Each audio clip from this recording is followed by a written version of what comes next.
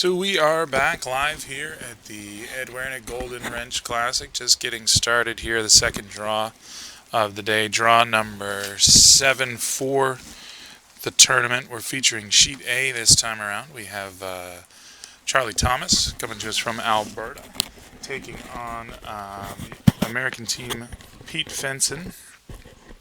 So you see, Fenson's going to start out with a hammer in this one, and the first rock is on its way for Charley Thomas' team and his lead, DJ Kidby.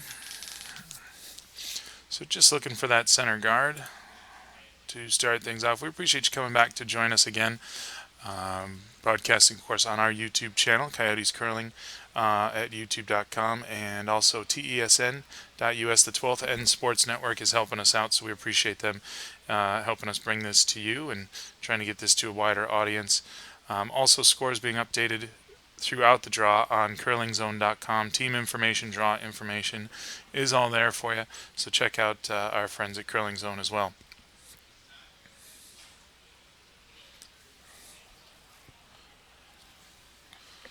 So first guard pretty high up there, just right off right center.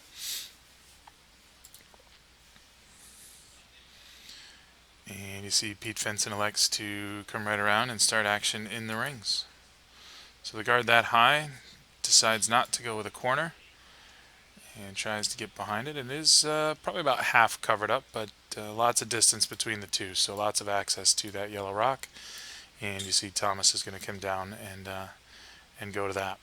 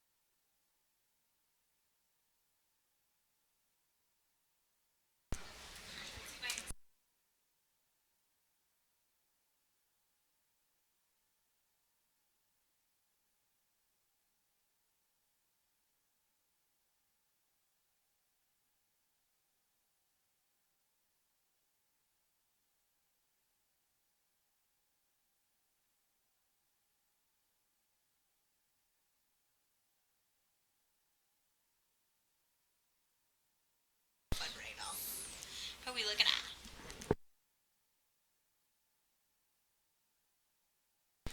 How do you decide what teams you're going to?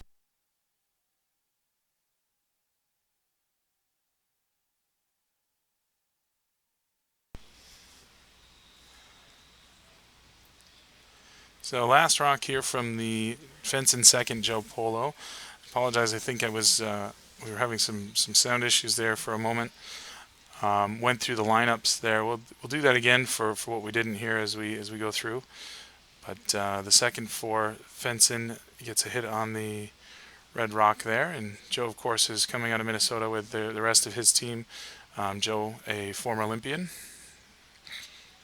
one of the U.S. men who won bronze at the Olympics, so among the few U.S. men's Olympic medalists in curling,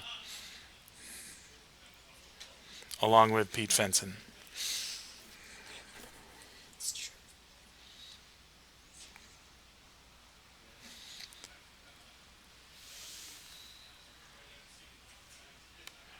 So 2 rocks in the back of the house. No great concern for those right now. Although Thomas is going to hit that yellow one just to leave his 2 back there.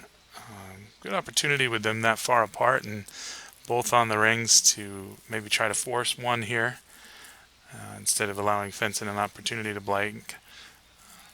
Still some time to set up a deuce. 5 rocks to play here for Fenson, but never too early to start that force. And you can see he's going to move around those rocks in the back as well.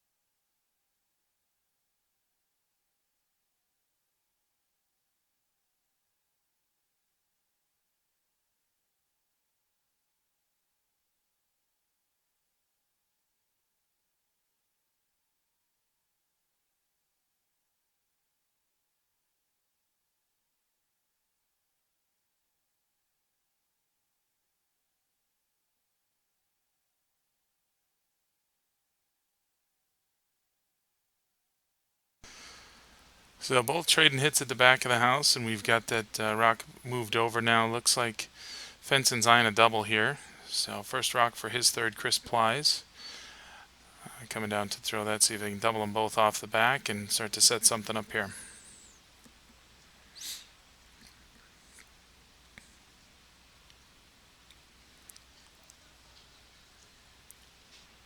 You got backed really fast out there.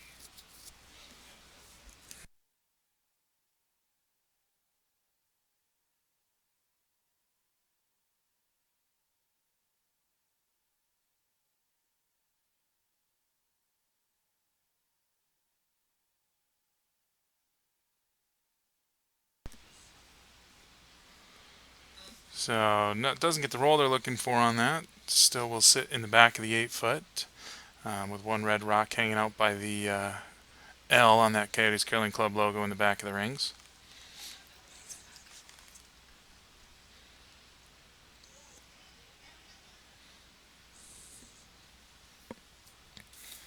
And the third for Charley Thomas is Nathan Connolly. You see there delivering his last stone of this first end. And again, just trading hits in the back. Probably try to roll this one away from the other red rock. But again, a nose hit there, moving a little bit closer to the tee line. Not able to get too much roll back in the house.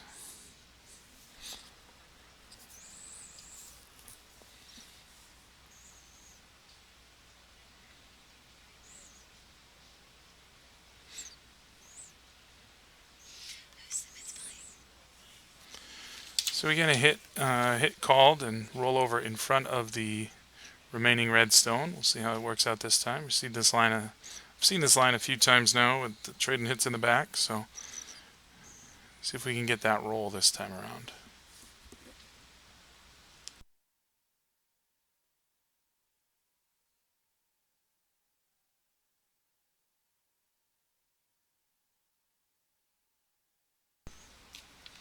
So roll on that rock, but you see the yellow rock spills right out. So now house is pretty clean, minus the red rock hanging in the back, and it looks like Thomas quick to call for his first shot, a draw behind his center guard that still hangs out there from the beginning of the end.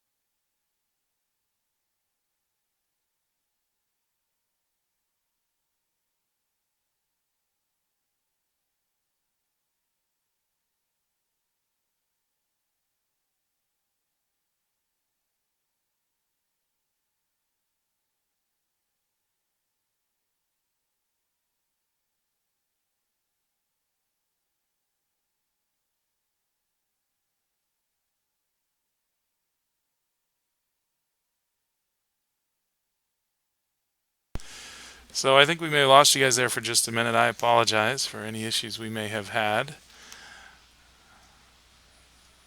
but we should be back hopefully. Hopefully this will be able to work this out and follow the game with you throughout. Who's Diane? Because me and she talks all the time.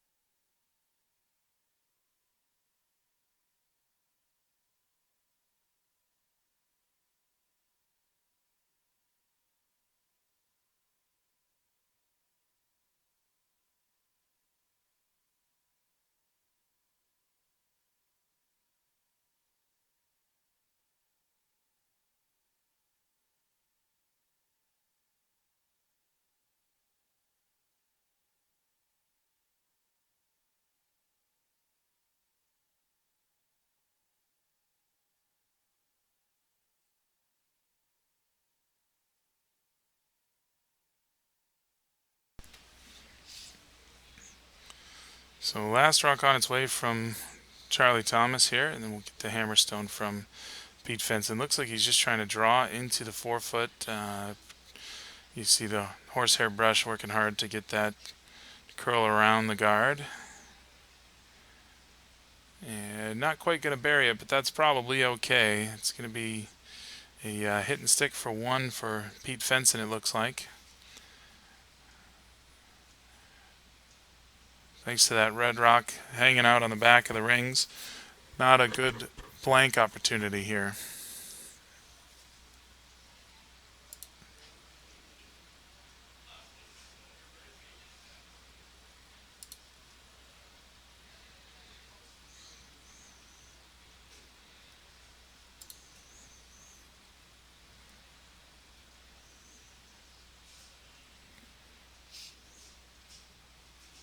Watching their deliveries. They're so long.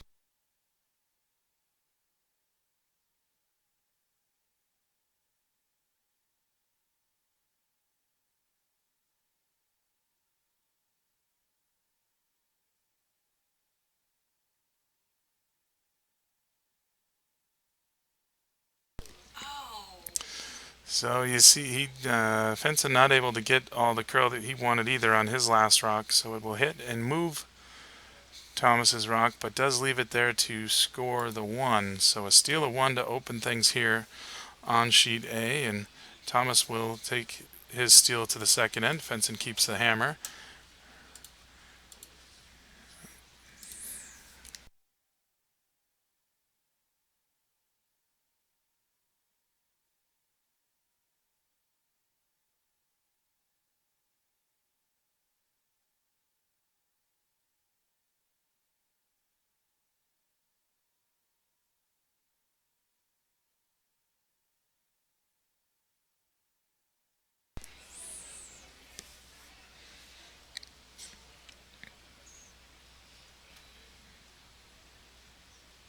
How come this isn't updated? I was just asking. I'm sorry. Don't get all fushy with me.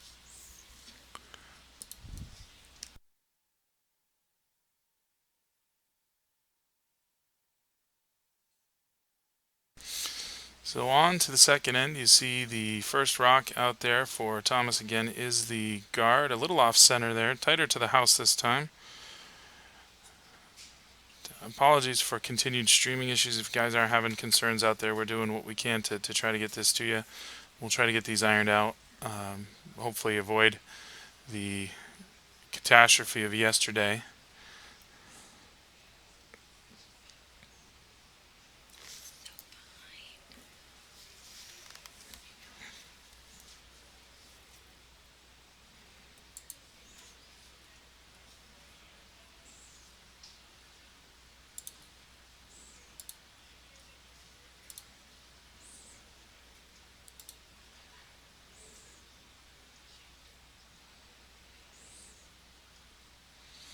So first rock for Team Fenson goes into the top of the 8-foot, just biting the 8-foot there, wide open, and you see Thomas going to hit that. So no reason to leave that around, and looking for a roll behind his guard, and gets a nice roll. So that rock's going to be covered up, peeks out the side just a little bit, but going to be really tough to hit from out there. Looks like Fenson just wants to freeze on top of that.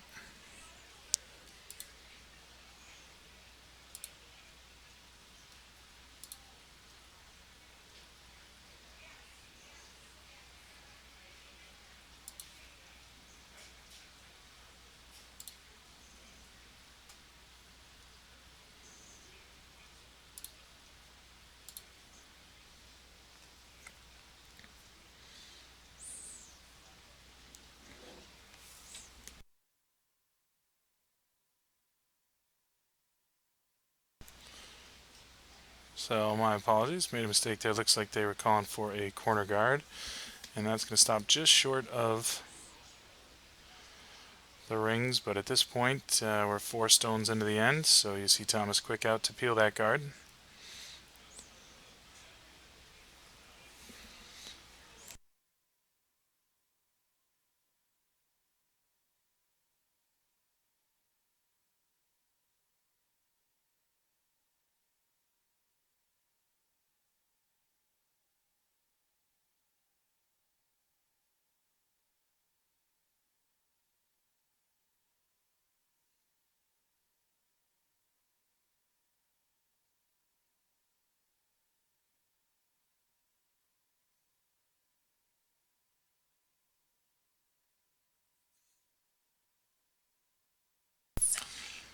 And so the guard goes away there, looking to come across the house, does spill one of the red rocks, and just moves his rock a little bit deeper in, right about the T-line edge of the 4-foot circle. But open hit now for Team Fenson. So you see Pete wants that out.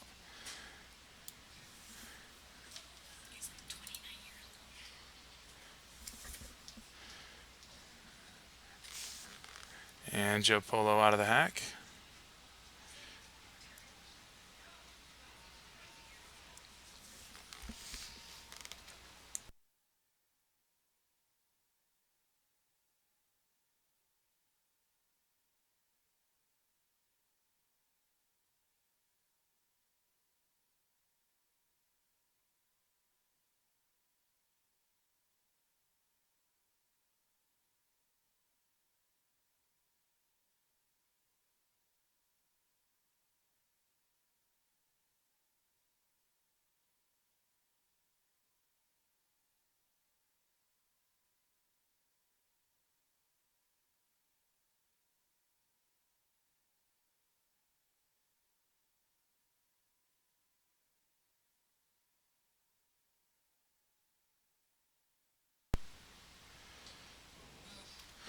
So trading hits now on the wing of the sheet, and you see Thomas gets a little bit of a roll out to the 12-foot circle. And Pete wants to move play back into the middle, so he's going to try to hit and roll back under that red guard.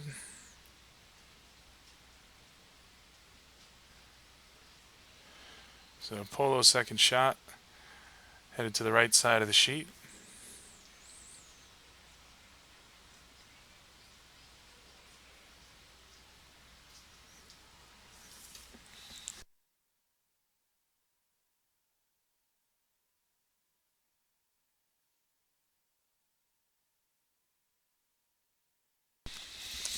So it doesn't get all the way across like they were looking for. It doesn't get the roll that they wanted. Going to stay high and outside there. And you see Thomas quick to move to peel that one as well. So first shot for his third Connolly in this end.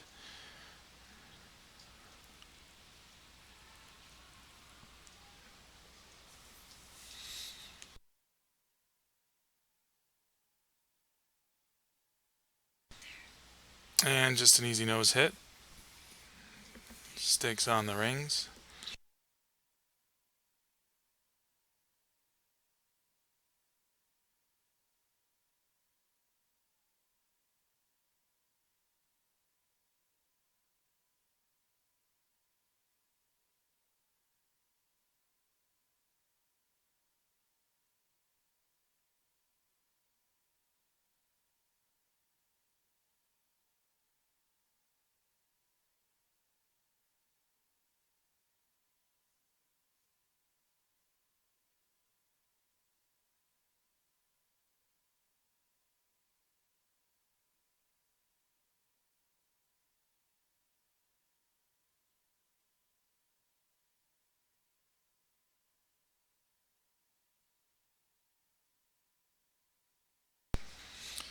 So an unfortunate miss there looked like from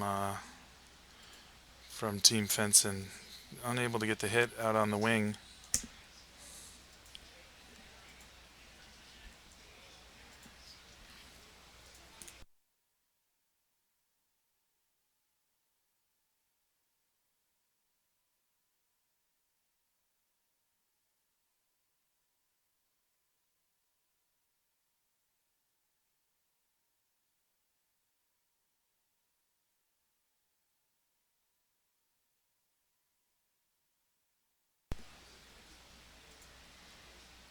So Thomas looking to draw behind his guard.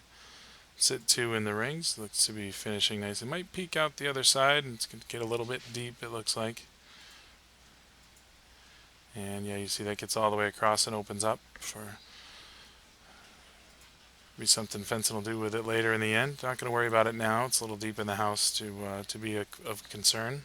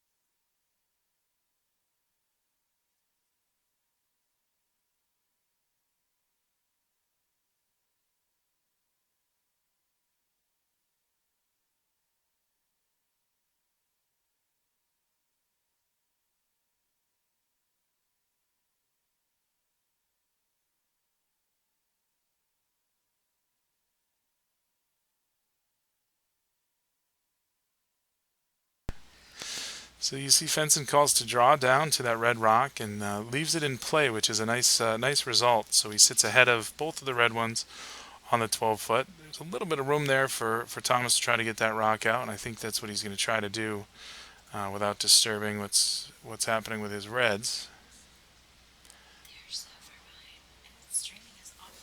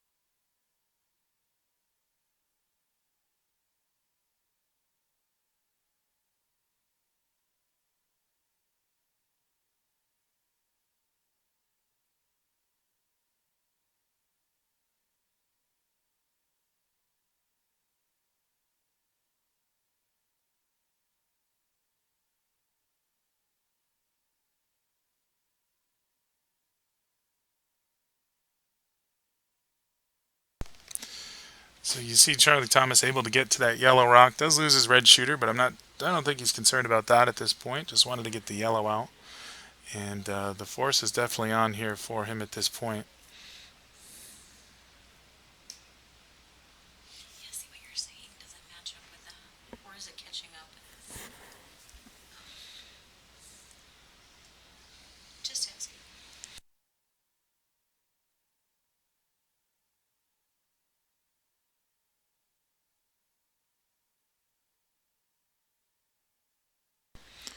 So trying to draw in there behind that guard, kind of a last effort at a deuce here, but peeks out the other side, and you should see Charlie clean this one out. That should leave just another draw for one for Pete Fenson.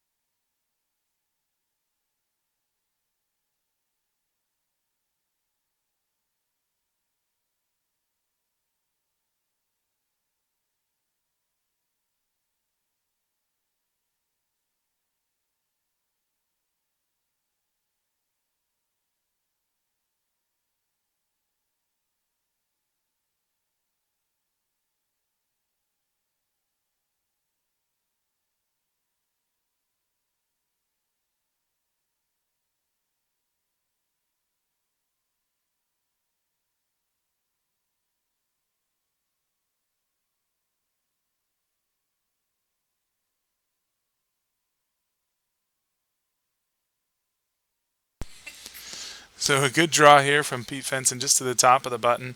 Needed to get anywhere in the 8-foot ring there to get his one. So he'll take one in this second end and tie the game up.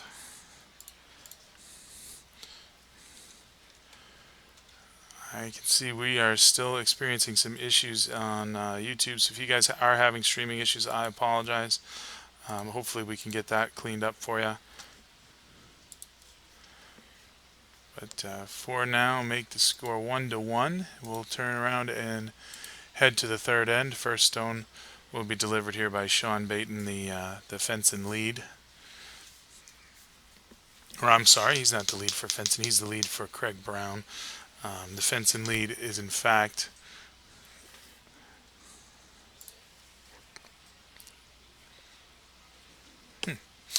so we had a poor listing there on Curling Zone. I apologize. We'll get the names correct for you in just a moment.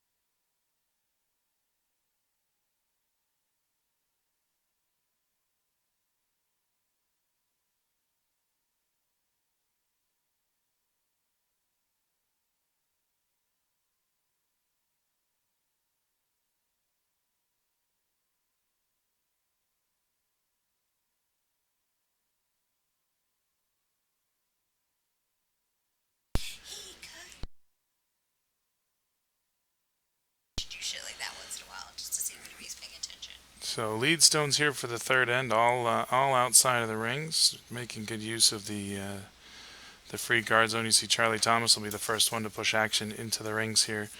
Just to draw behind the fence and center guard, and looks like it's pretty well covered up there. Should have a port through his yellow guards just to get on top of it though. Looks like he wants to freeze on that red rock. God, that streaminess, seriously.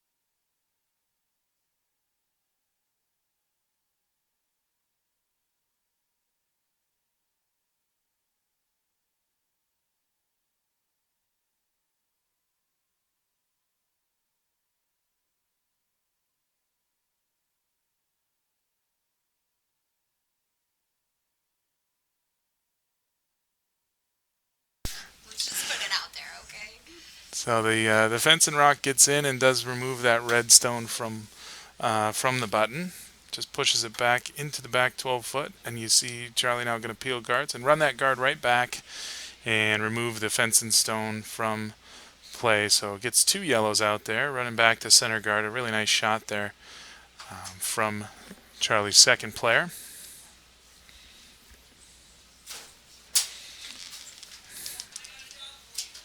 That, of course, is Brandon Klassen with a nice run back. So nice shot for you, Brandon. And Fenson's just going to draw in again, try to replace that stone he lost. So still has a center guard to use.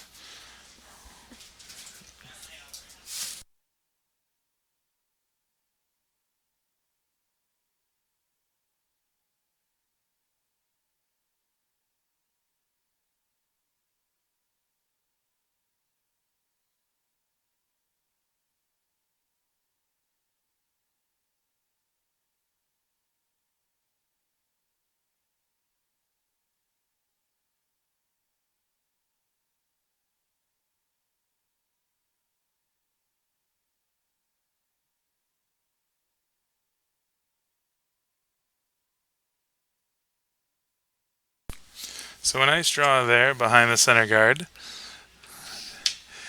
And it looks like we're going to try to go around the guard this time to hit the yellow rock.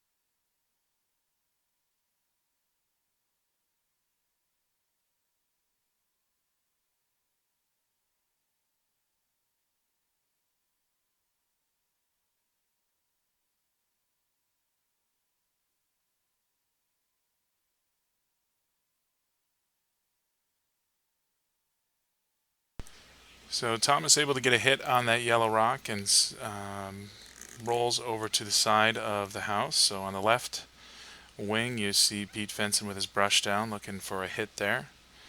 Looks like he may be able to double both of those red ones out.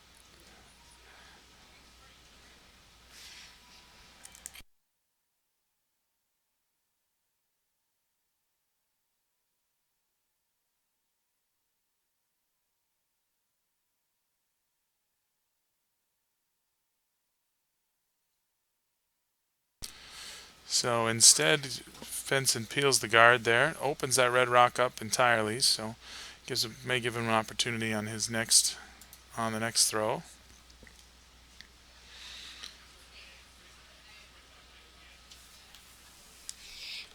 Is that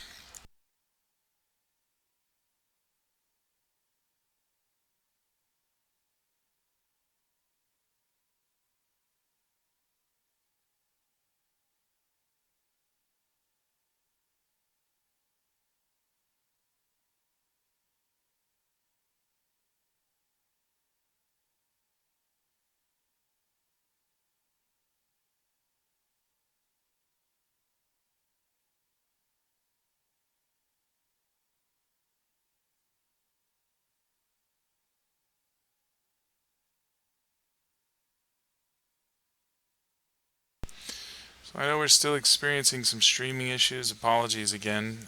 We'll try to do what we can to get this out to you. Keep your eyes on curlingzone.com, though, of course. We will be updating the scores throughout the draw, so if you're having trouble seeing any of this, at least you'll be able to pick up those.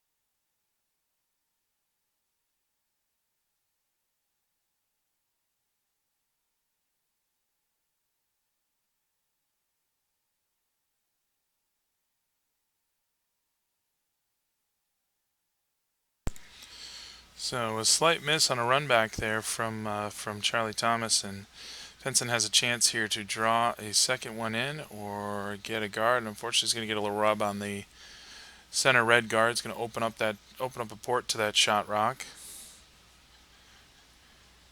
And with 2 rocks left to play, Thomas has a way to get that rock out of the rings. 3 other red rocks on the rings, so it could be an interesting development here for Charlie Thomas in this end.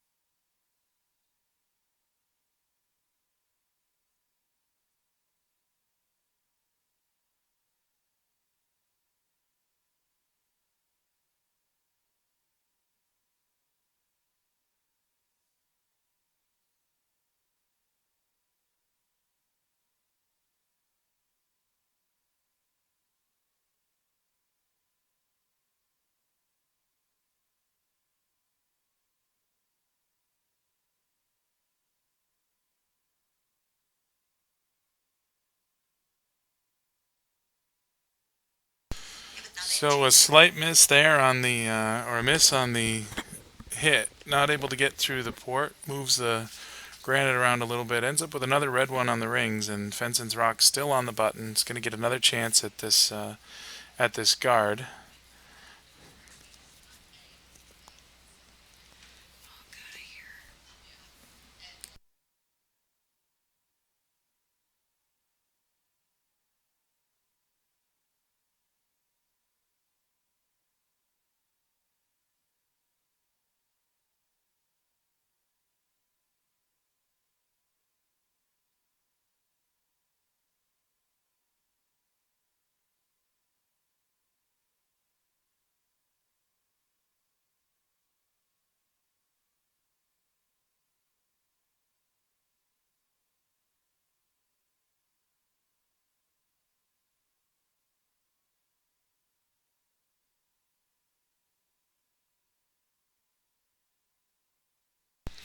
So last rock coming in for Team Fenson.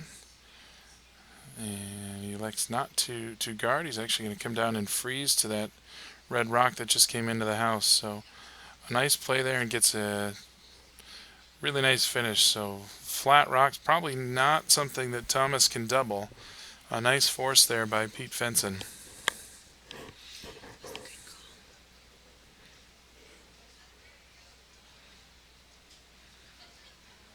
So rather than try to steal one, going to try to force Charley to take one and get back down the hammer here early.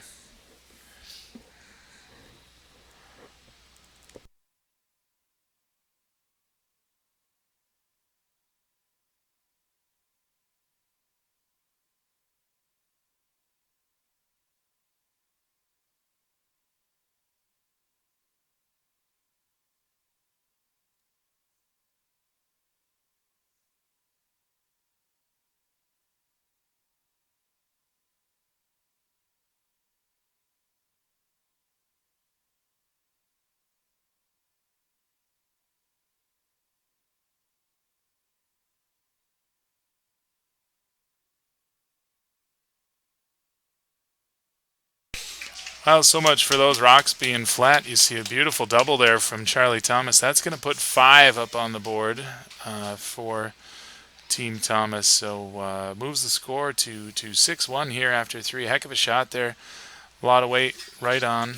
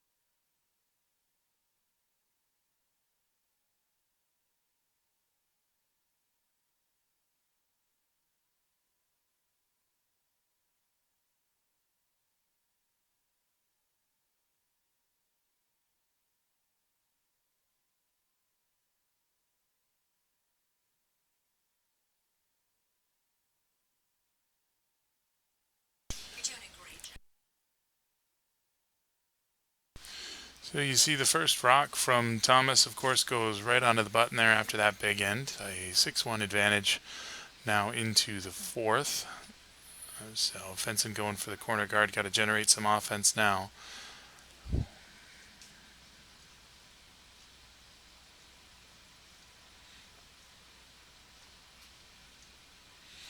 And looks like Charley's just going to put another one there on the button.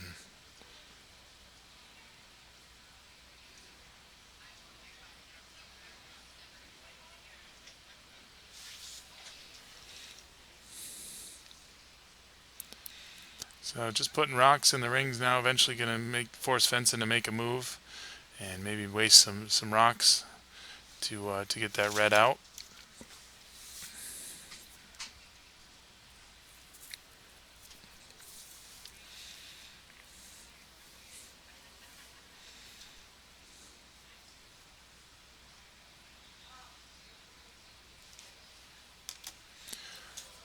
First things first, another corner guard going to go up for the Americans here.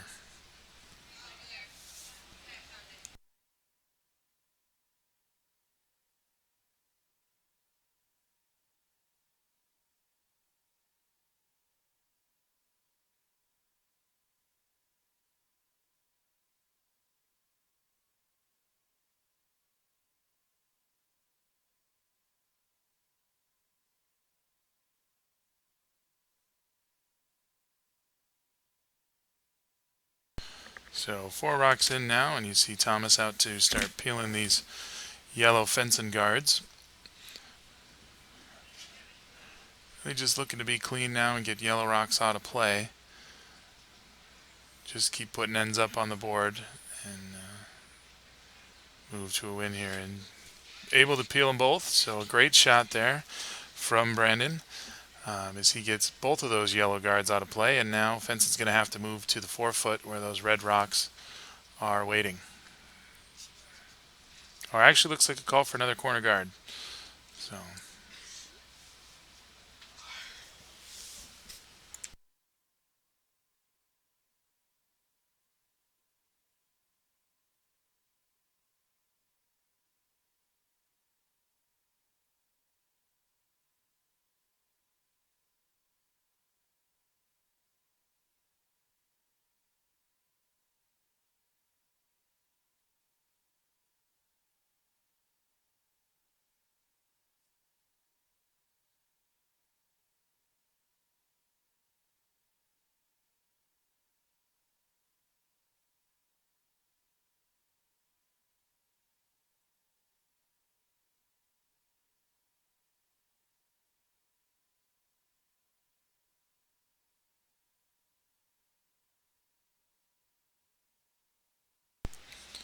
So another guard just off the center line, another peel for Charley Thomas here, getting those rocks out of play. And we'll see now, really trying to get some points on the board. So Fenson's going to stick to that strategy, the corner guard. If he can't get that going, maybe just peel those red stones at the end and start over in the fifth.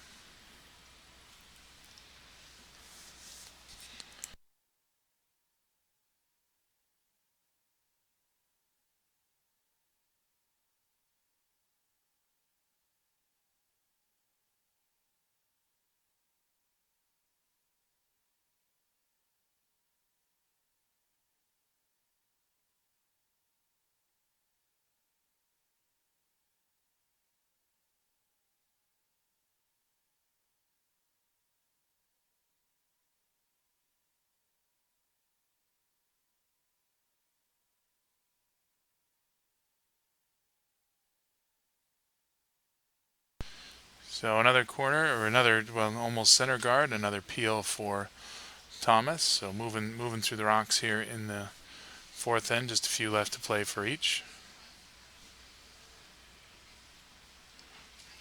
So we'll have the first of 2 for the Fenson third, Chris Plies here.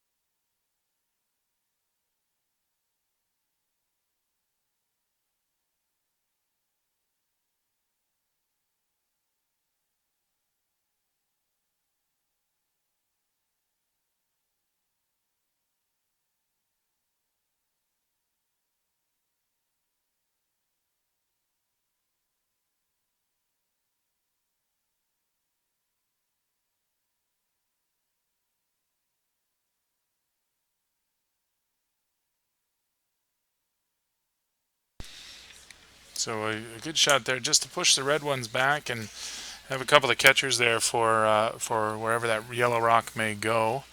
But lots of space there, so it looks like Thomas is probably going to be able to chip that right out. And there you see, loses the shooter, chips out the yellow, and we'll see what Fenson decides to do here with his 6 stone.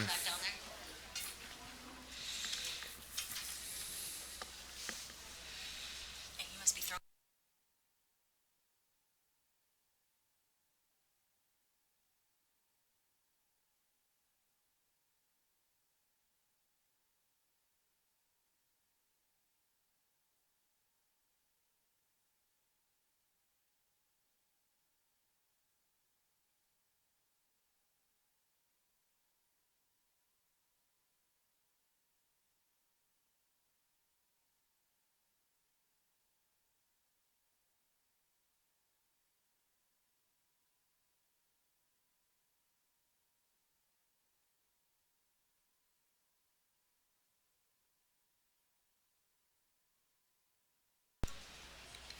So Fenson looking to come down to those red rocks, and will get right in between the two, but maybe a little bit heavy as he did move the red rock, create some separation. May not be the shot rock right now, and can be removed.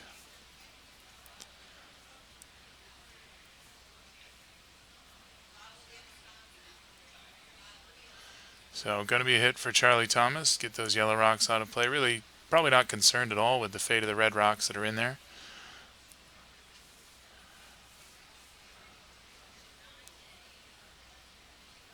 Playing to the scoreboard here and just looking to get more numbers up and more ends over.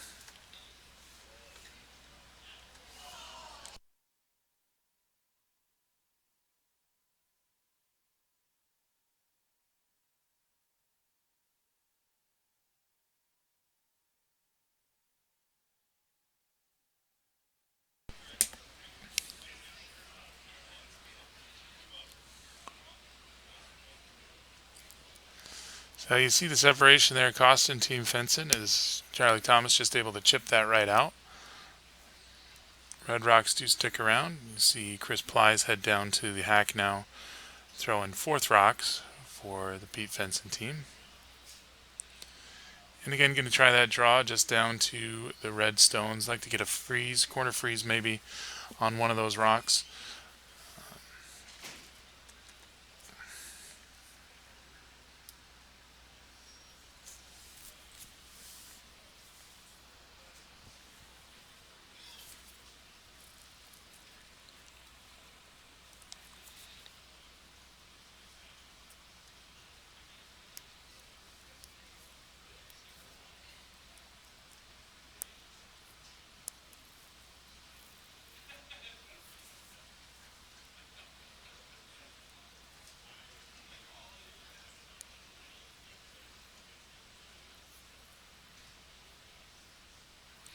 So sweeping hard on the weight here. Looks like it might be just a little light, but it's going to come in nicely to the tee line. So open for another chip. Didn't quite get as deep as they were hoping in this situation. So Charley will go back and try to chip this one out.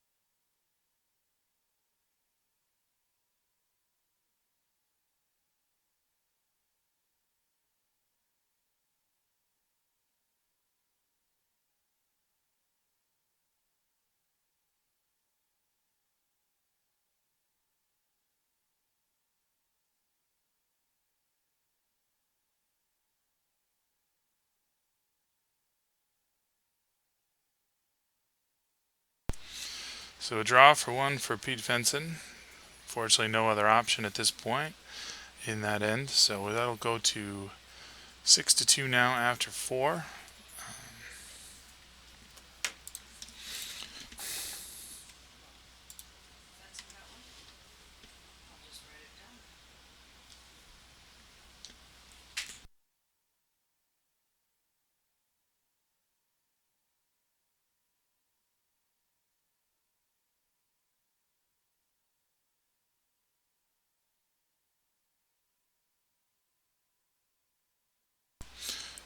So with the score 6-2 over here and Fenson's team getting ready to deliver their first stone of the end, we're going to move you over to sheet D, where the score is tied 2-2 between Mick Lizmore and Bruce Korte. So we'll move over there for action from sheet D.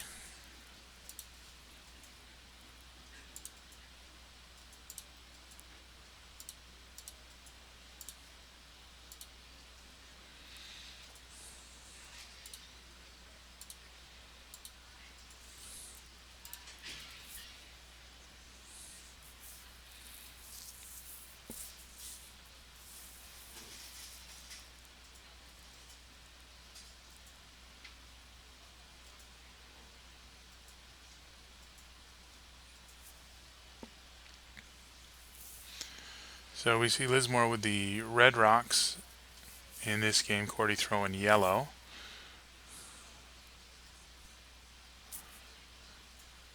And Lizmore sits 1 on the button right now.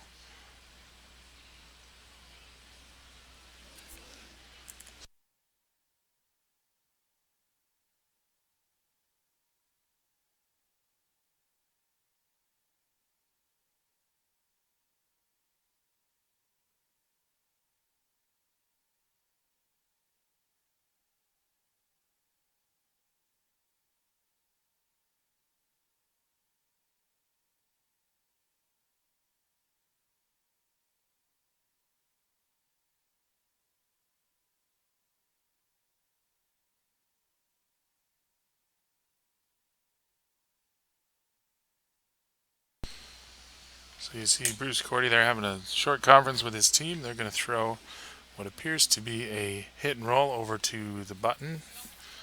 Mick's got 1 on the button covered up. And as we mentioned, with the hammer in this end, back-to-back 1s for Lizmore in the second and third, I believe, to knot this game at 2. And actually just drawn to push that off the button. Does move the red rock a little bit, but still going to be shot a little less, a little more open now. So.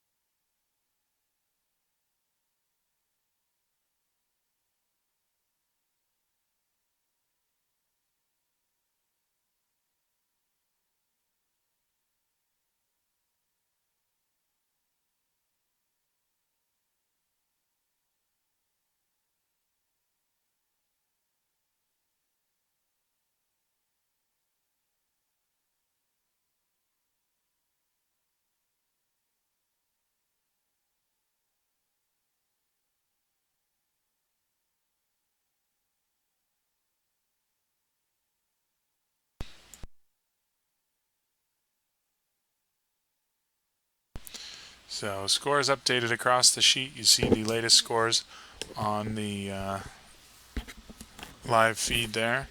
We are again over on sheet D now, featuring Mick Lizmore versus Bruce Korte.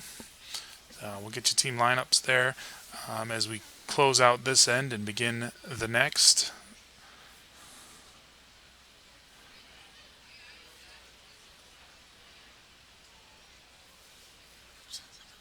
As you can hear, you may be able to hear, but you certainly can see as we look at this end of the house here, starting to fill up here at the Coyotes Curling Club in Tempe as we bring you coverage of the inaugural 2016 Men's Ed Werenich Golden Wrench Classic.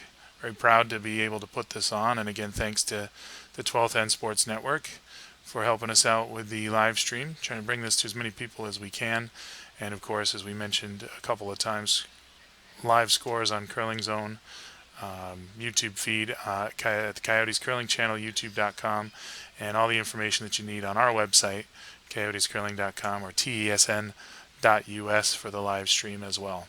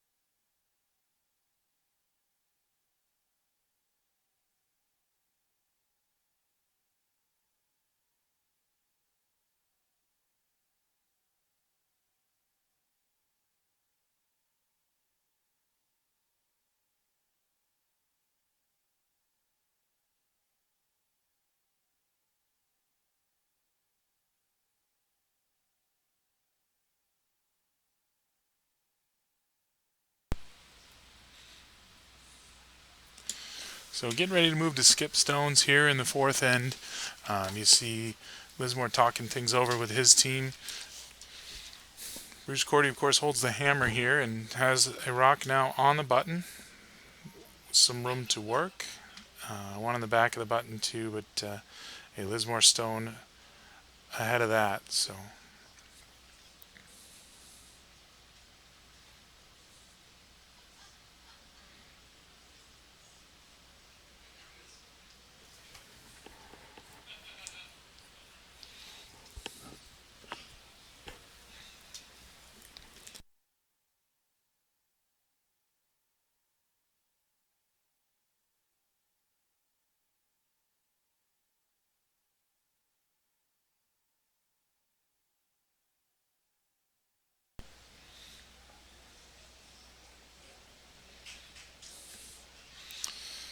just going to draw in here. You see the brush is working hard, trying to get that past the guard, get that to where it needs to be. And does draw around, get a touch on the yellow stone. Still looks like Korte's sitting shot rock here, closest to the pin, but going to have to do something with those red rocks if he wants to score a big end here.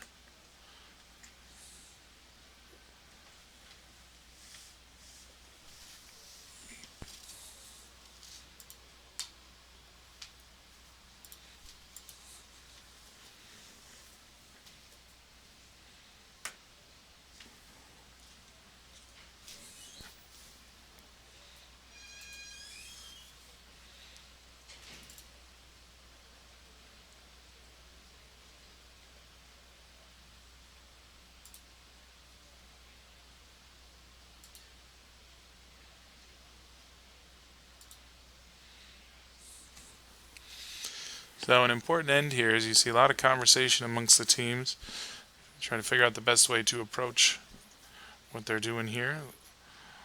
Looks like may use that red stone that's in the 8 foot to come in with some weight, get some rocks moving, see if they can't get some more red out of there.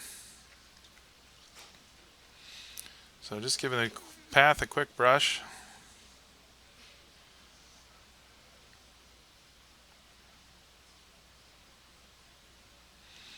So they want to come in off that red one, maybe get a hit on their yellow one, and that red rock on the left side of the 4 foot could go. We'll see what comes of the shooter.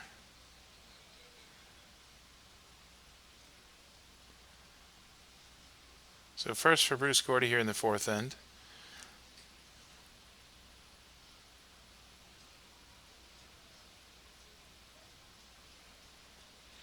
And just like that, you see 2 red rocks go. So it gets across, gets an in off the red, and it moves the red off the top of the button. Still red second shot, but that one is open on the other side. And now 3 yellow stones on the 4 foot. So very nice shot there from the skip, Bruce Korte. And we'll see how Lizmore handles this. Again, a small conference around there. Want to make sure they call the right shot here.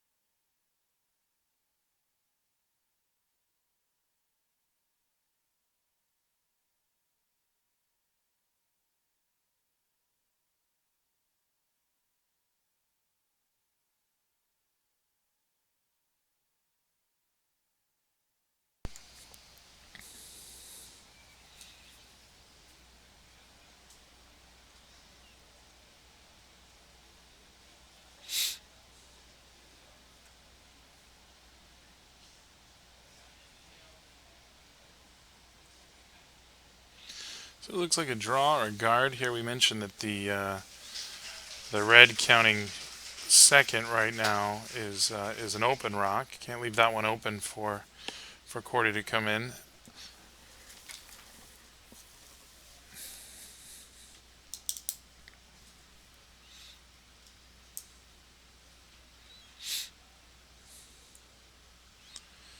And so yeah, I'm going to draw down to the 4 foot. It looks like it's a little heavy and actually is going to move that red rock a bit. So we may have yellow sitting 2, but may not matter for long because with 1 rock to go, I think Bruce Korte is going to come down and try to hit that red one, see if he can't get them both out, and stick the shooter there for at least 3 and possibly 4.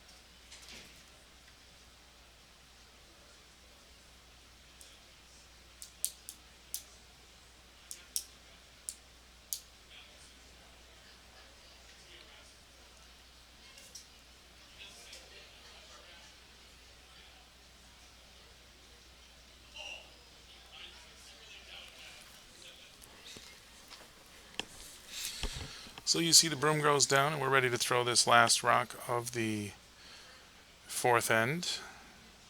Bruce Korte in the hack.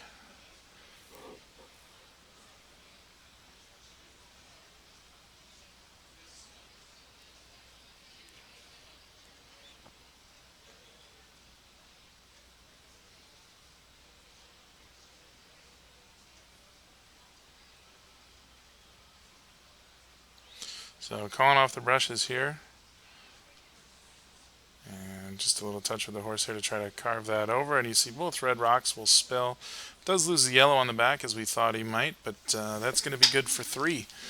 So a 3-ender there for Bruce Korte. And they will move to the second half of the game with a 5-2 lead. Turn the hammer back over to Lizmore and turn around and throw the rocks back towards the boards.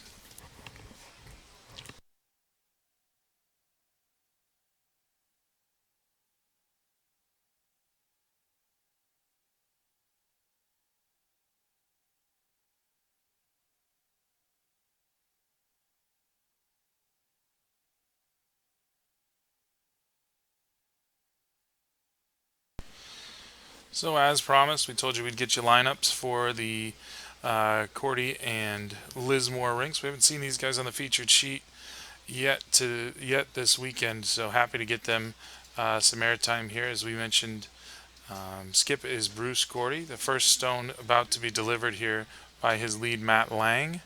Daniel Marsh throws second, so you'll see him in just a bit and see him on the brush there. Kevin Marsh third, and Bruce Korte, of course, the skip. And they're coming down to us from Saskatchewan. So happy to have them here and playing well so far.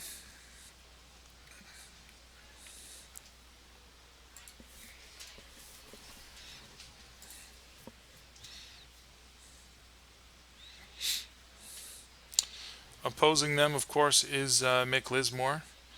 And he has Carter Lautner throwing first stone, stepping into the hack now to throw what looks to be a corner guard after the first yellow rock is on the front of the forefoot. Following him will be the second, Brad Chiz, and third, Dylan Vavrick. And of course, Mick Lizmore is the skip, as we know. So he's standing there waiting for his corner guard.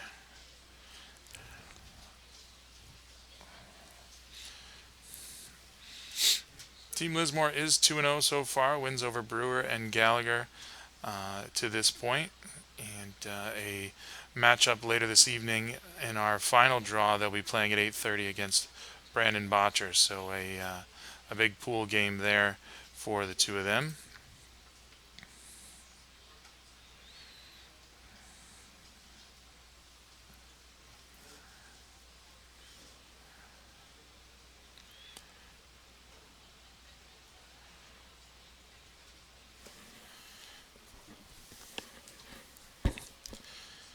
So well executed corner guard, and you see Team Korte just throwing a rock through there.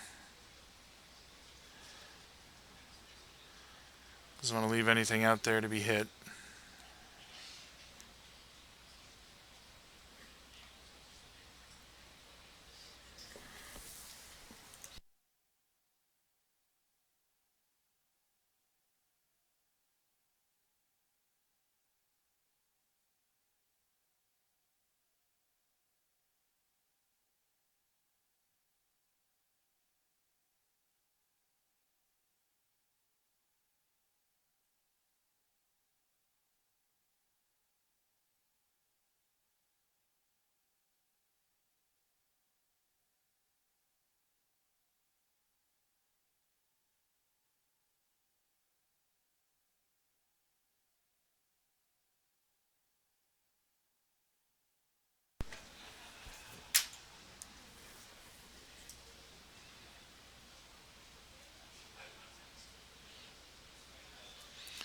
So looking to draw behind that corner guard, looks like it just comes up a little short, so still shy of the rings there. And you see Bruce Korte taking a look at those guards.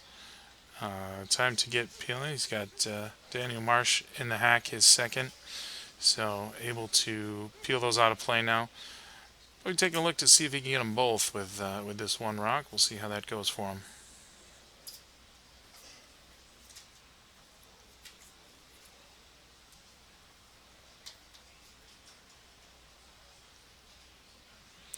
So it gets them both moving, but leaves one of the red ones around and ends up with a really wide and high corner guard of his own. You see Lizmore's out there. He wants to try to use that. Draw behind and get to about the tee line out in the 12 foot behind that guard. So get some rocks around the rings, try to score a big end here, get back into this game.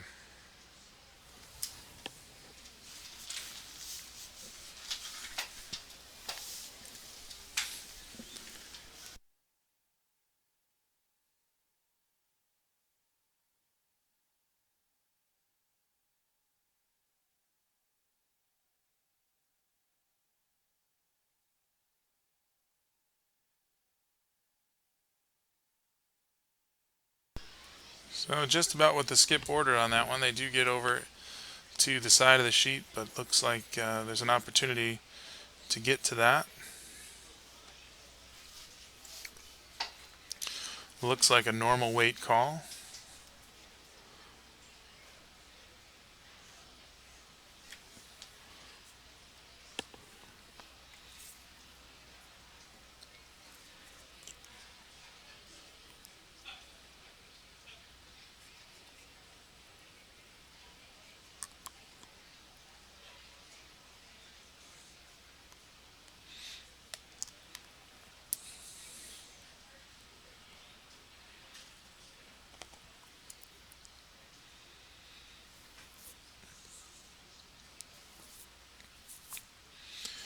And that rock is peeled out. The yellow shooter will spill as well. So back to the drawing board here for Mick. It looks like he may not be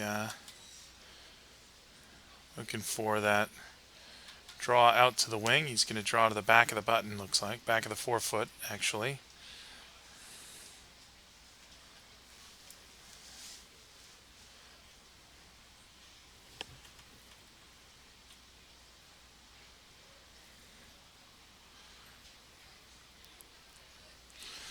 So last stone here for the Lizmore second, who is Brad Chiz, as we mentioned earlier before.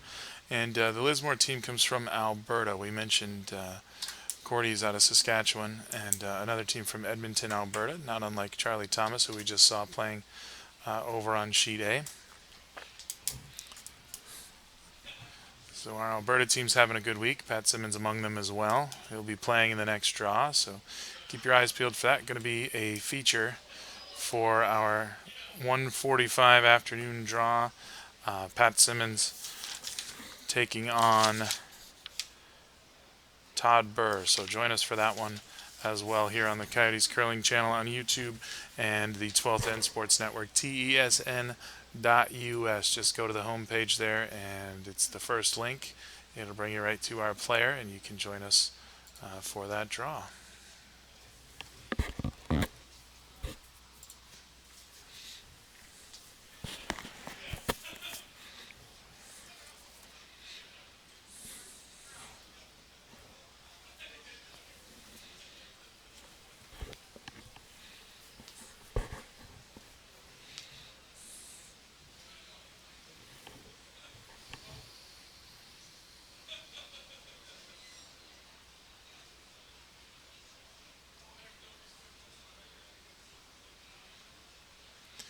So with one red rock on the button and the only guard out there being the high and wide yellow guard, it looks like Lizmore wants to go back to the wing of the sheet but doesn't get it as deep as he'd like.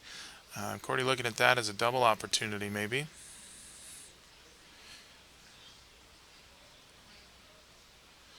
So calling an upweight shot with that gesture, and we'll see if they can get that rock to move all the way over to the button and take care of both reds here.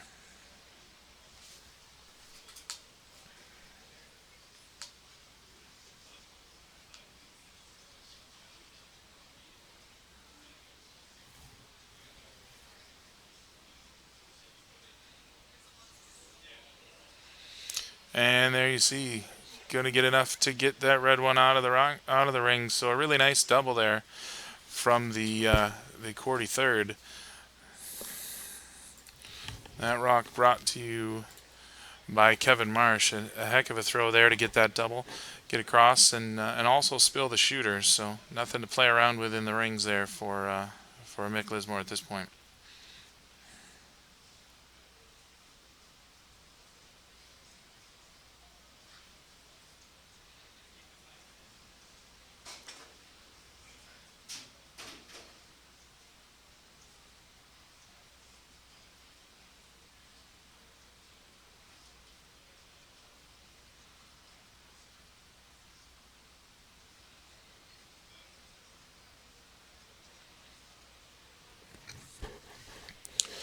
Looks like he wants another draw to the back rings. Looks like Mick wants to use that yellow rock on the top of the four as cover, and gets a really nice draw there. So right on the back of the rings, and is covered up by that yellow rock. Top 4.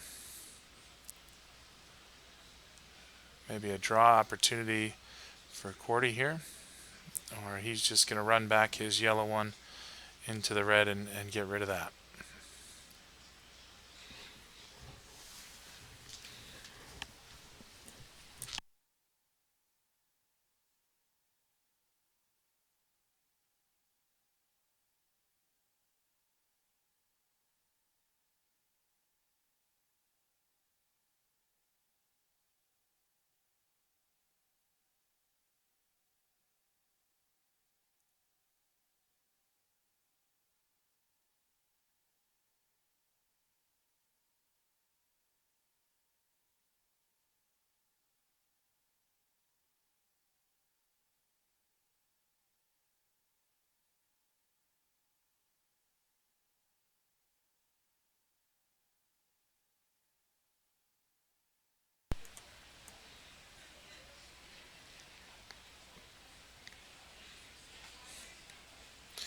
So you see Bruce out of the hack there with the in-turn draw as a left-handed thrower, going for some sweeping on that stone, and it's going to run and hit the red one, replacing the rock that he did run back. So spills both out of the rings, but still a yellow rock just off the top of the 4-foot.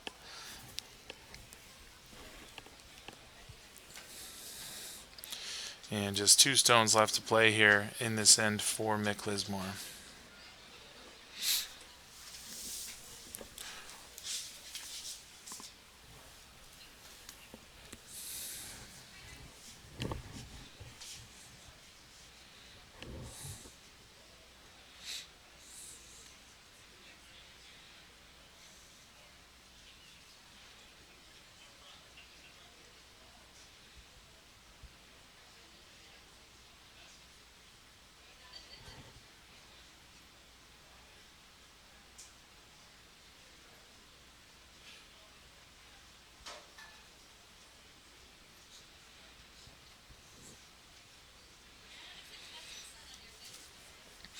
So back to the deep draw there, and does hang on to the back. So about as far as you can go without being out. Hangs on to the back of the 12-foot, but you see Korte going to try to probably come down to that.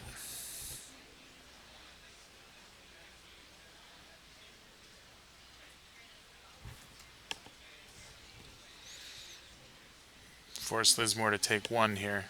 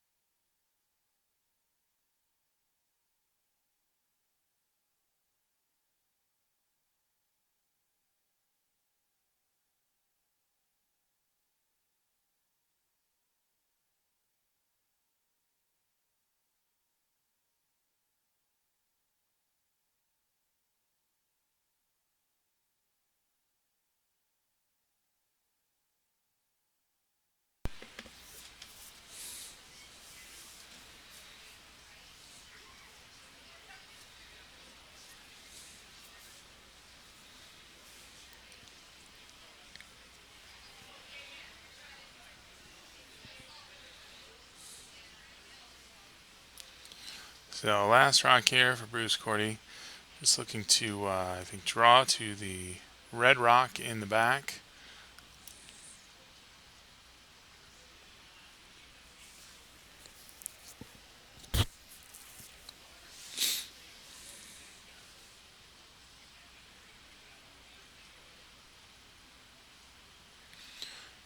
Going to just top 8 near the yellow shot rock off the top 4, and you can see Lizmore looking to double those off, try to keep a red rock on the rings.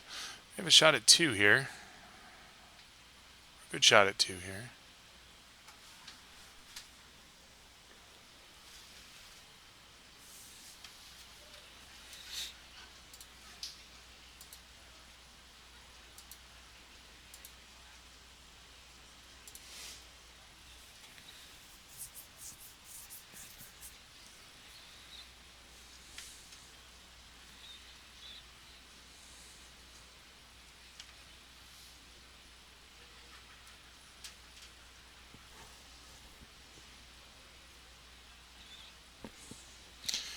And there you see executes a nice hit there to get his 2. So closing the gap now to 5-4 as we play back toward the home end in the 6th end.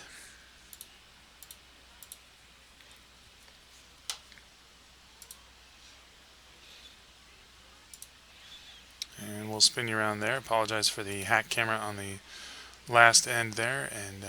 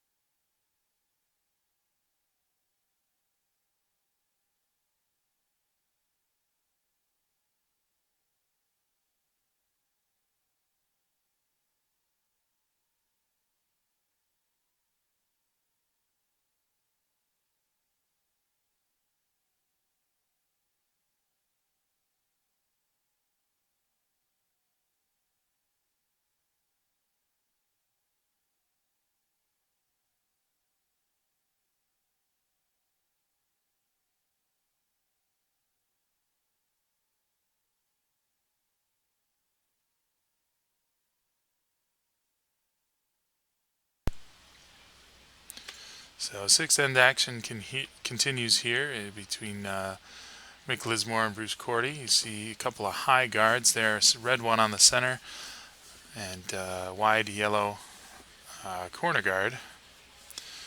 You have one red rock resting on the back 12 foot. And now into the rocks for the seconds. We'll see Some of these guards end up getting peeled, but you see Mick Lizmore going to draw around his high center guard, try to put up another one, and we should see it come around with the next one, see if he can't get a steal.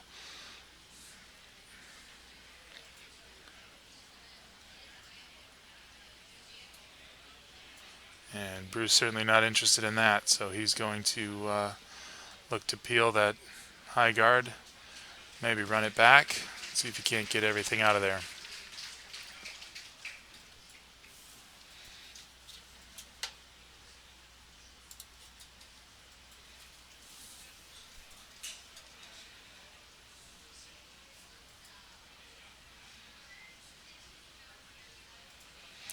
And you see there, peels the high red guard and the yellow corner and loses the shooter rock, so cleans things up a bit. Still a center guard just shy of the rings for Lizmore.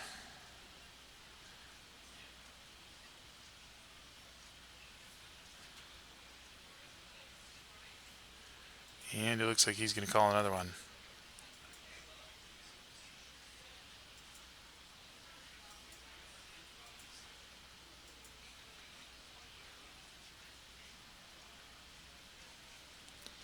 So walks out to where he'd like it to finish, just over the hog line. And looks like he's going to go give him a hand getting that in.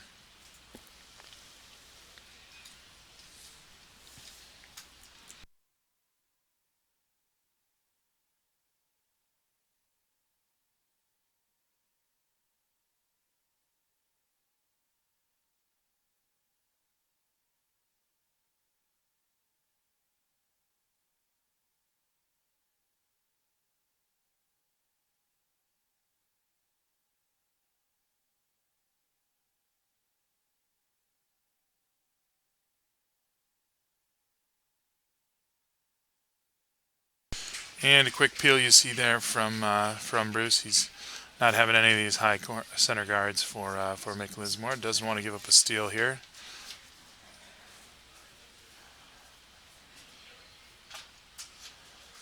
And leaving open the possibility thus far. Still a lot of curling to play in this end and a lot of rocks to throw, but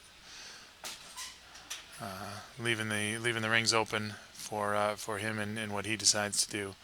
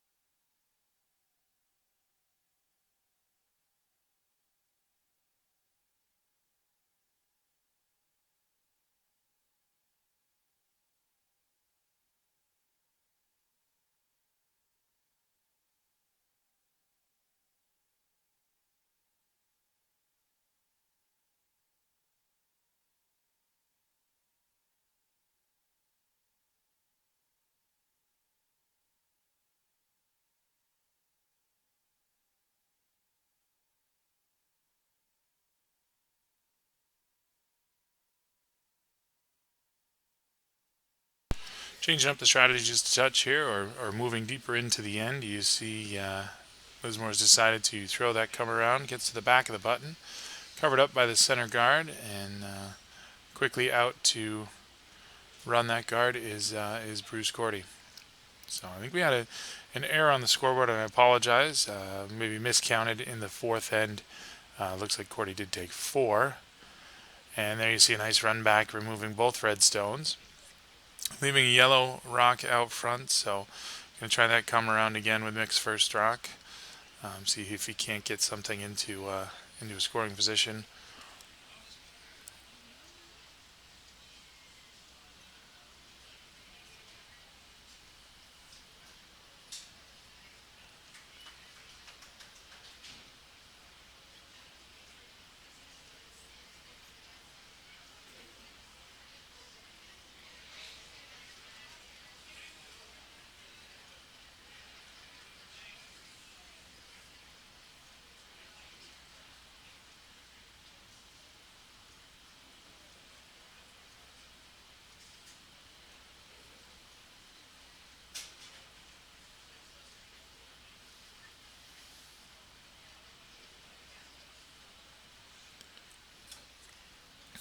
So it looks like that rock may have been a bit outside. And you see sweeping with the hairbrush there, trying to get it to move a little bit toward the center line. So able to get that just over onto the 4-foot ring. Wide open hit here for Bruce Korte. Maybe duck in behind cover.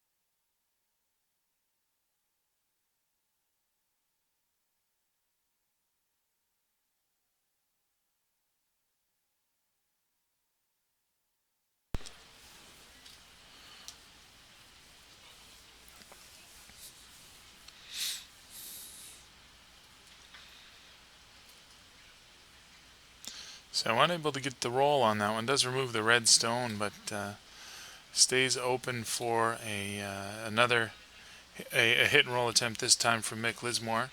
Going to try to just hit that stone and flop under cover. Put some pressure on this last rock of Bruce Korte. It'll come up next.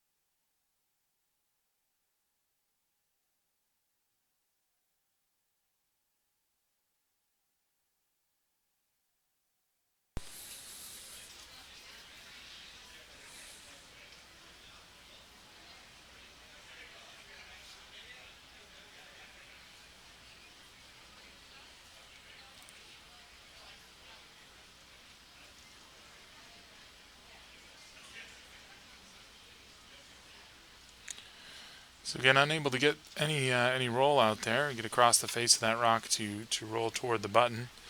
So we're going to leave an open hit here for Bruce Korte. Going to want to stick around since we do have that red rock we mentioned earlier, just off the or just biting the back 12. So probably just a nose hit. Take 1. Put another end on the board.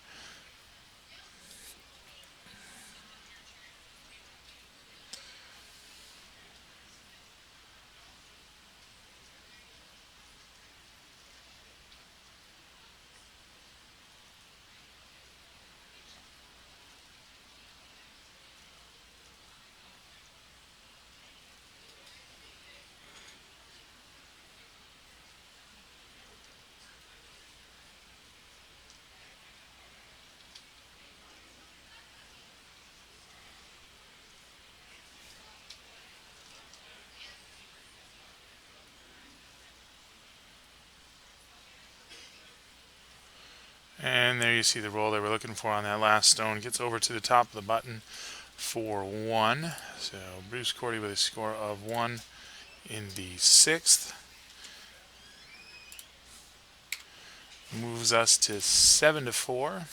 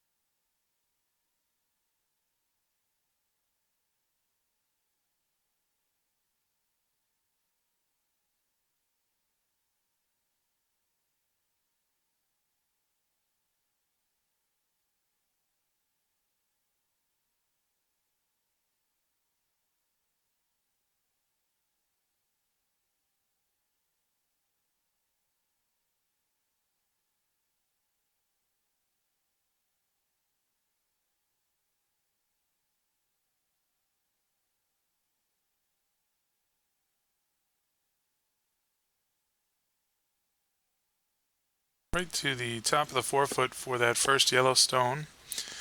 Just trying to force action in there. You'll see a corner guard here, or what ends up as a high center guard from Team Lizmore.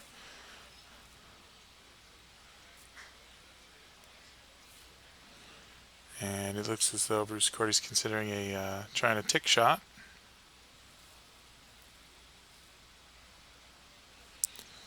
Or maybe just put another rock into the rings.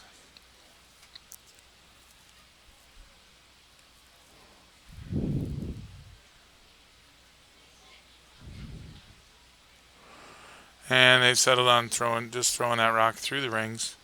No reason to keep it in play. Don't want anything to end up as a guard, something that Lizmore can hide behind.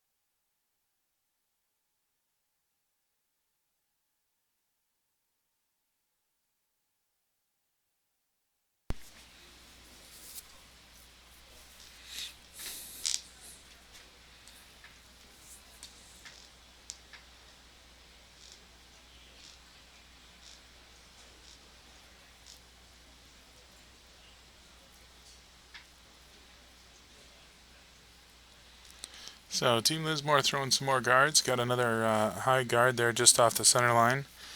And you see with 4 rocks out of the lead's hands, Bruce Korte's out there to start peeling these guards.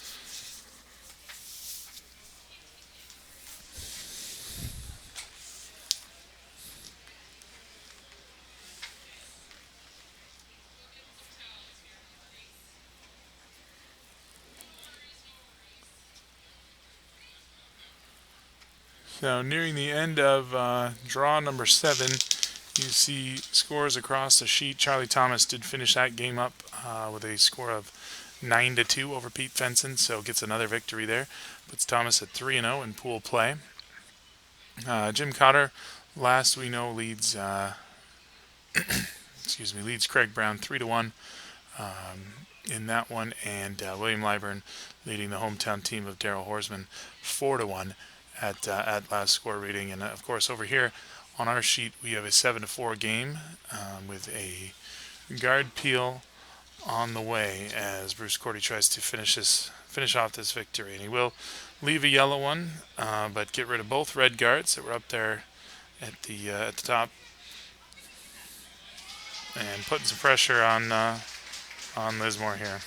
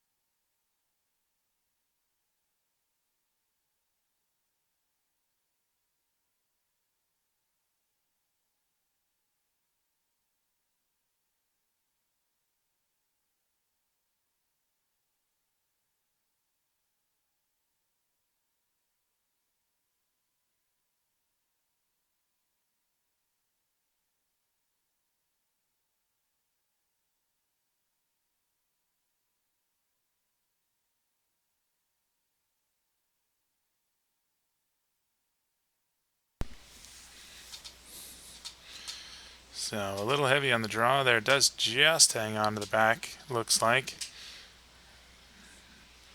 But certainly wanted it higher in the rings than that. And Bruce back out to peel another guard here.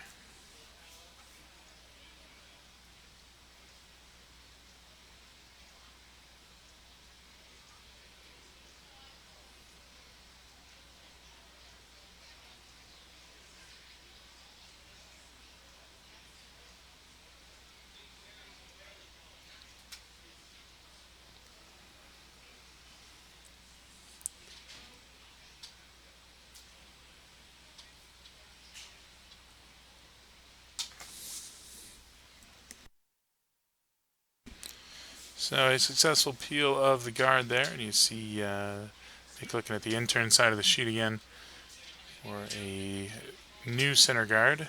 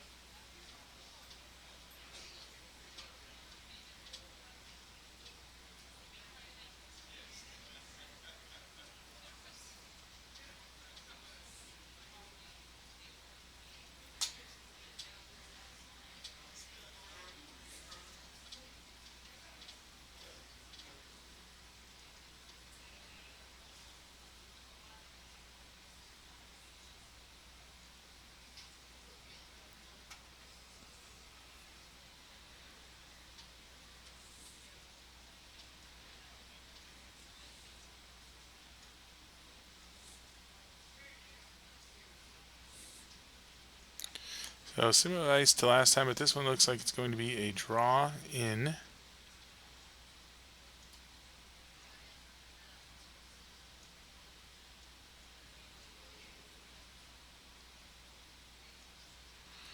And working to get around that yellow one. Touch heavy again, going to get down to the rock on the back. Can't touch that red one. Can't go any further than it is. But you see Bruce going to try to run that yellow one back into them, and maybe try to take this end away from Mick Lizmore a little bit.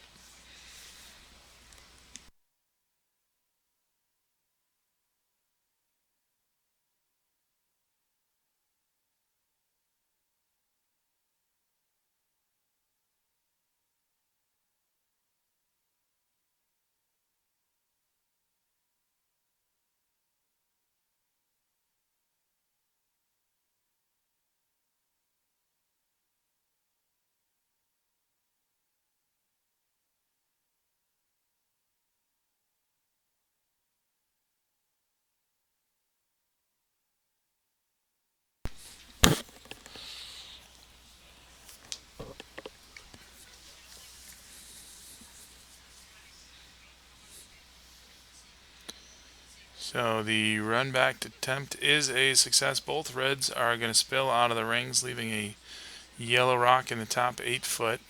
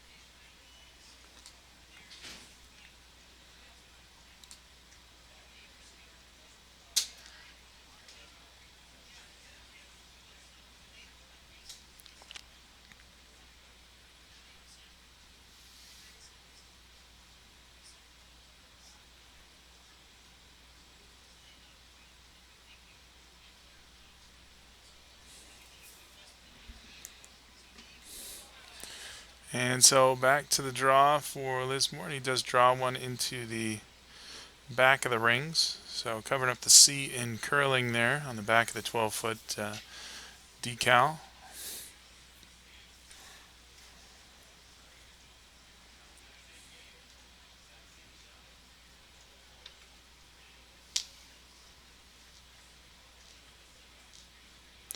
Looks like we're shaking over on sheet C, so we'll try to get you a score from there, a result from there. Let you know how that game turned out between Lyburn and Horsman. And also an update over on sheet B. I think our last update there is through 5, so they should be closing in on the 7th end, I would imagine, as well. Over there with Jim Cotter and Craig Brown.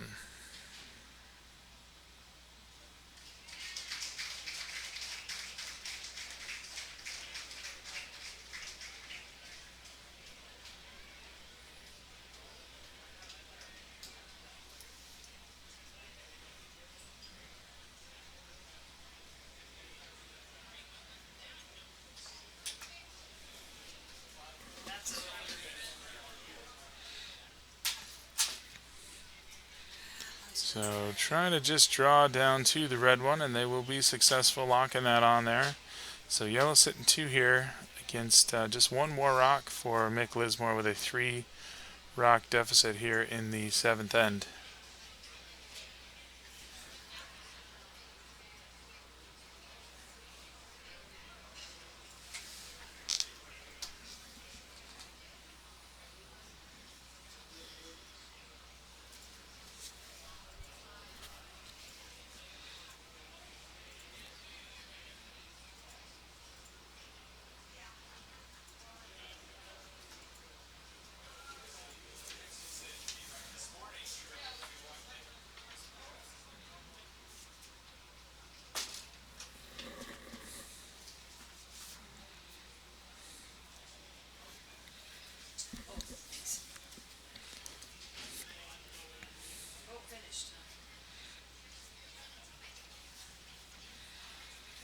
So I think you got to try to run that yellow one and split them off like that. And a great shot there for Mick Lizmore. What a shot to get two and prolong this game. So if he had to take one there, probably lights out. But a great run back there to get the two yellows out. Leave a red one sticking. And that red one on the back stays around. So a 7-6 score now as we move to end number 8.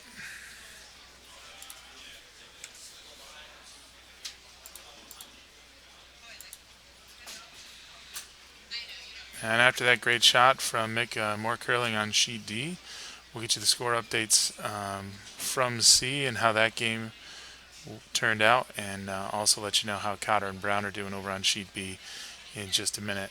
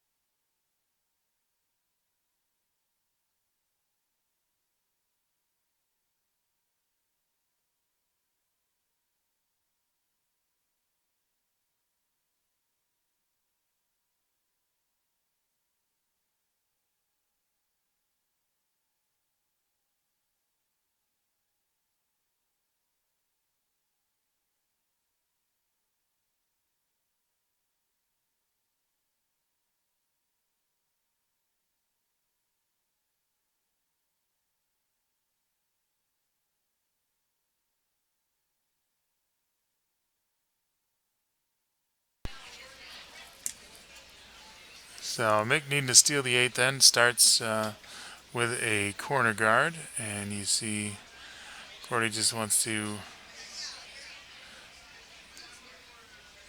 take that lead stone right through.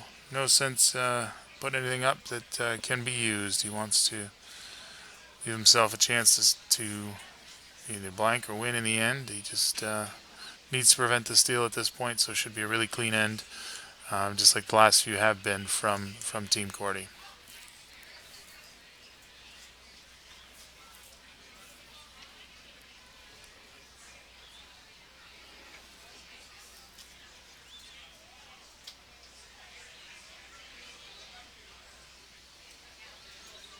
So not wanting to play with extra center guards, Mick's going to come right around and bury a stone on the back of the 4-foot. So covered up pretty well by his center guard, but lots of space between the two. So you see Korte's calling the hit on that and should have an opportunity to get back to the front of that rock.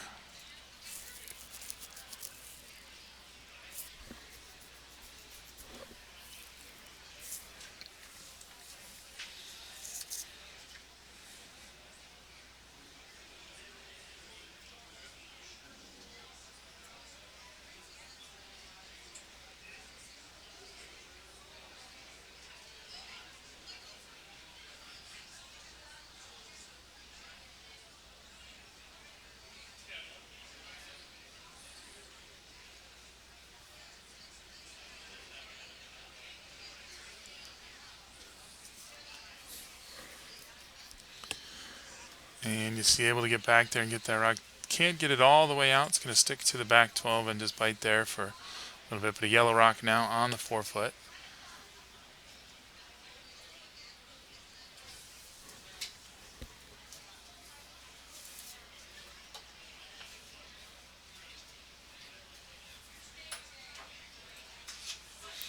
And so you see all scores on the sheet final other than our game here in the 8th. Everybody went final.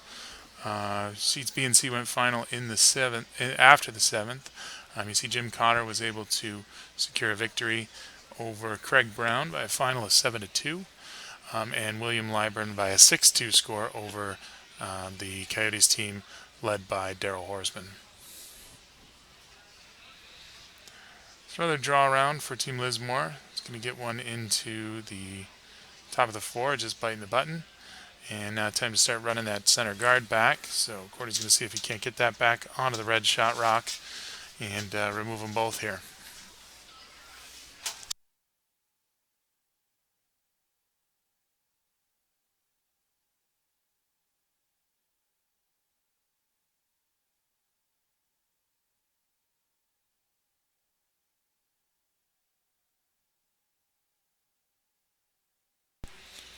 So just a peel there, but the guard is away.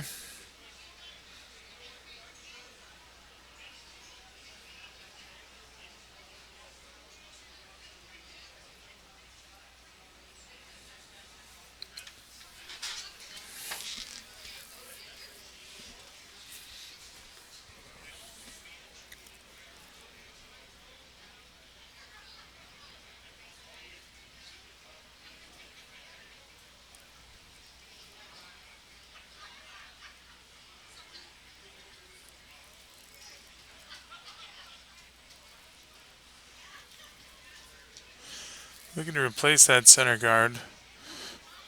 Then that one's going to be pretty high, just over the hog line and just right of center, while the shot rock is left of center. So an open look at that rock here for Team Korte.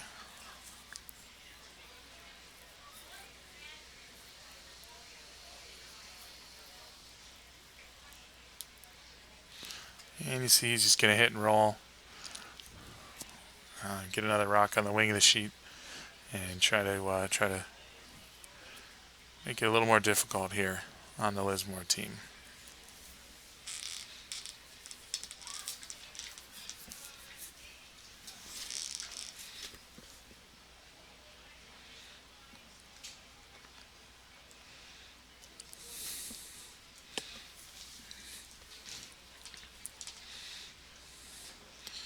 So peels off that high guard and gives Mick a chance to throw another center guard just left of center, maybe.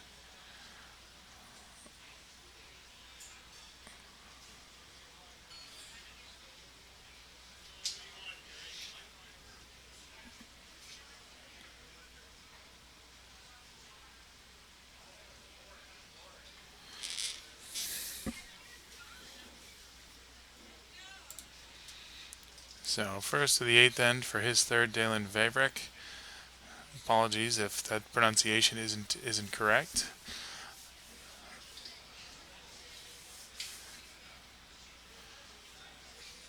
But a nice center guard there.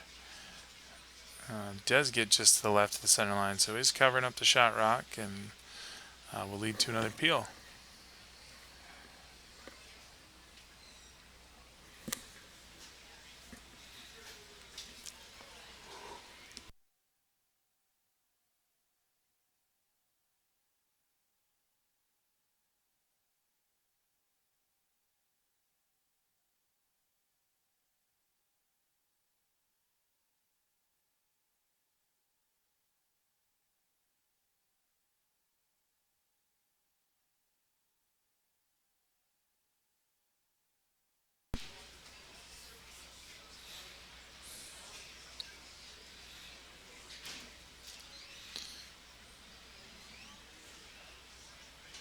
So not able to run that back, but does get a good hit on the center line guard and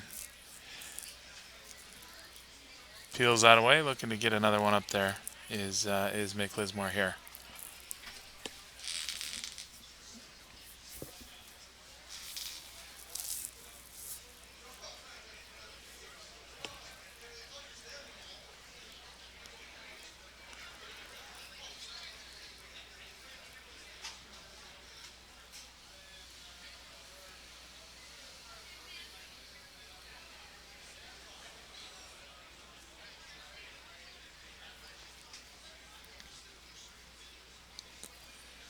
So a nice finish on that stone. Does get to the left side of the center rack, but a little bit closer to the rings here. So a little bit easier to run back if that's how Korte decides to play this.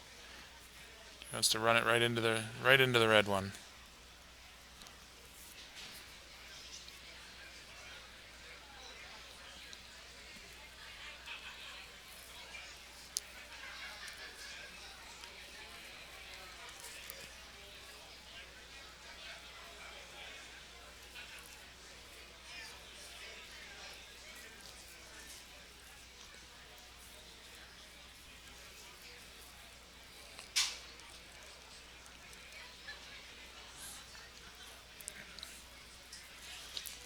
So it does just miss the run back, but does peel the guard, as you've seen. So still a red rock on the top of the button, which it would be the tying rock for Team Lizmore, and lead us to an extra end, and we go to skip stones, see if he can continue to protect that.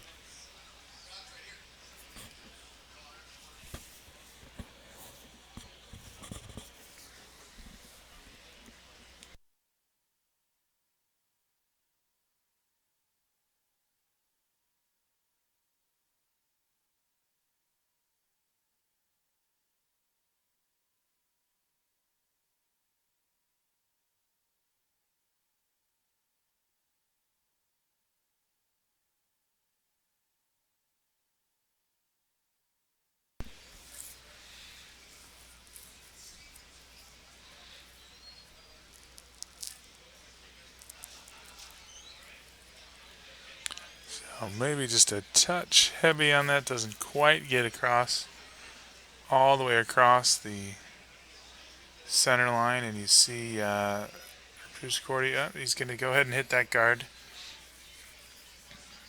Taking a look, maybe thought he had a shot at the shot stone, but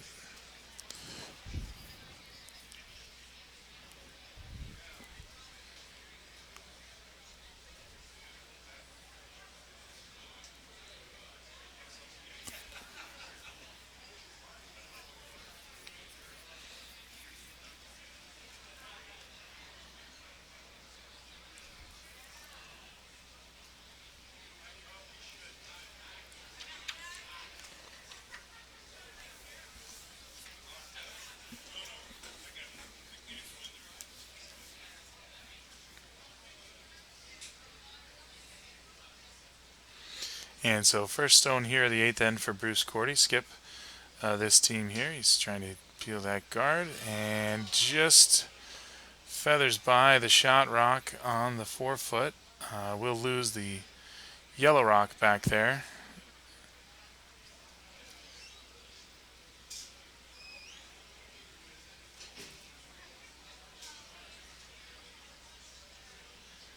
And now one rock apiece. Red rock sitting there on the top of the button.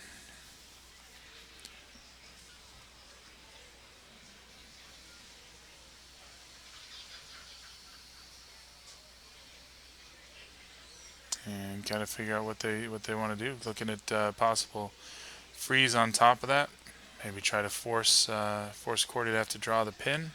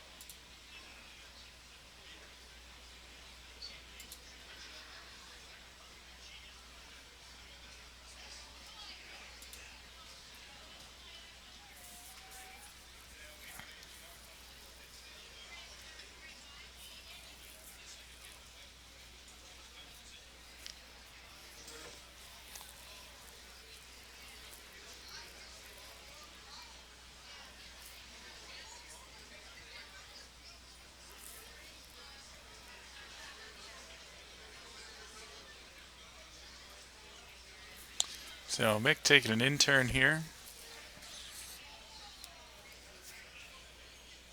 Looking to put another rock ahead of his red stone We lock them together so you can't remove them both, and see if you can't force Bruce Korte to have to make a really tough draw to the pin.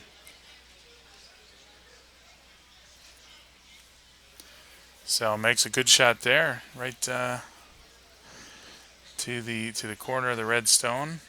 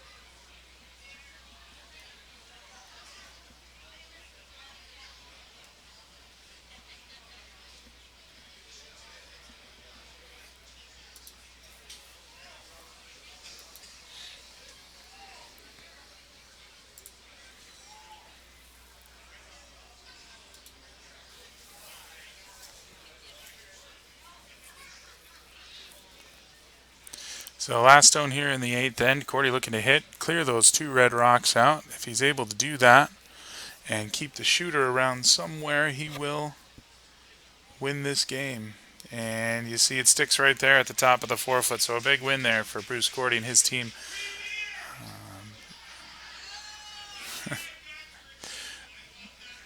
Moves his team to 2-1, so both teams, Lizmore and Korte, 2-1 in pool play.